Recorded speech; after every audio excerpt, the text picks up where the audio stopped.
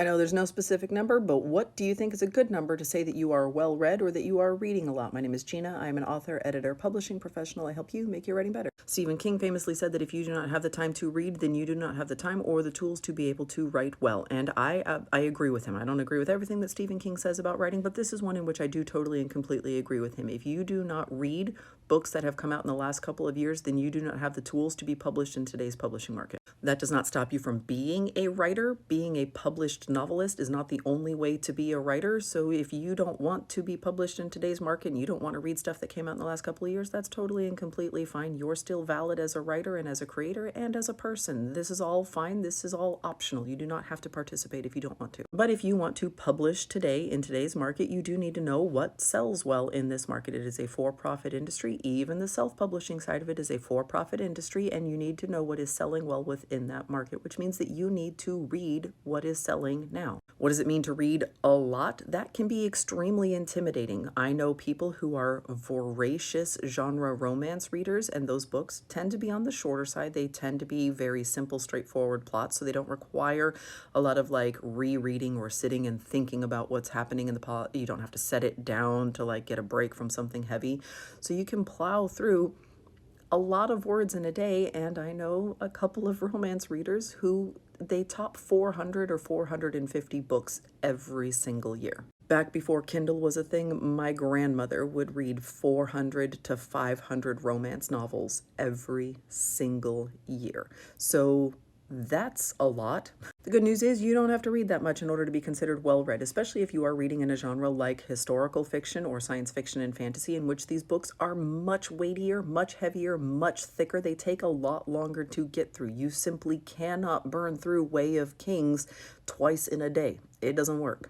The advice that I give people is to simply always be reading something, whether you are reading at night, whether you are reading in your downtime, whether you have an audiobook while you are exercising. Always be reading something and go at a pace that you feel like you can absorb something from that storytelling. Your number is going to be different than everybody else's, and depending on the genre you are working in, that might be totally and completely okay. 75% of Americans have read a book in the last year for fun, and I believe that number includes just everybody who's not in school anymore. So 75% of Americans have read a book, but the average number of people who have read a book in the last year is 12 books. So they read about a book a month.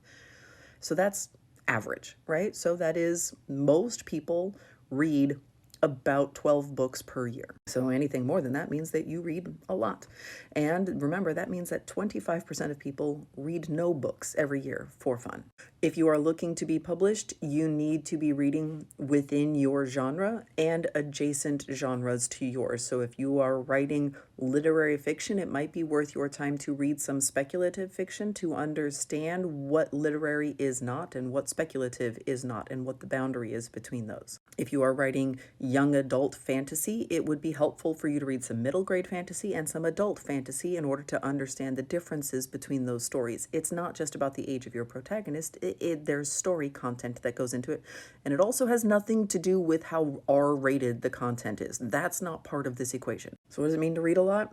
I don't know. Depends on how fast you read, how much time you have to be able to do it, what type of writing you are trying to do, and what your genre is.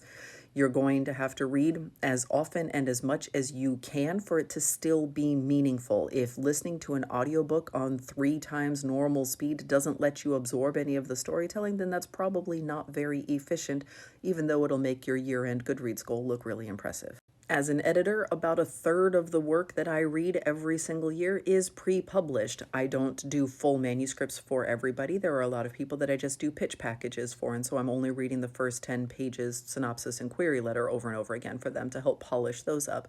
But as far as full manuscripts go, they make up about a third of what I read every year. And so the other stuff that I decide to read, I have to be very intentional about splitting it between market research and stuff that's just enjoyable that I just like. Because remember, I got into this business because I really like books and I like reading. My number is somewhere between 75 and 90 books per year, and those are full-length books and or manuscripts. But my number is going to be different than yours. I do have different reading habits than you do. I might be in a different genre than you have. My number shouldn't be your goal, and your number shouldn't be my goal. Always be reading something. Be intentional about what it is that you are picking up and why. And if you don't want to be publishing, then don't worry about this. Read whatever you want, whenever you want.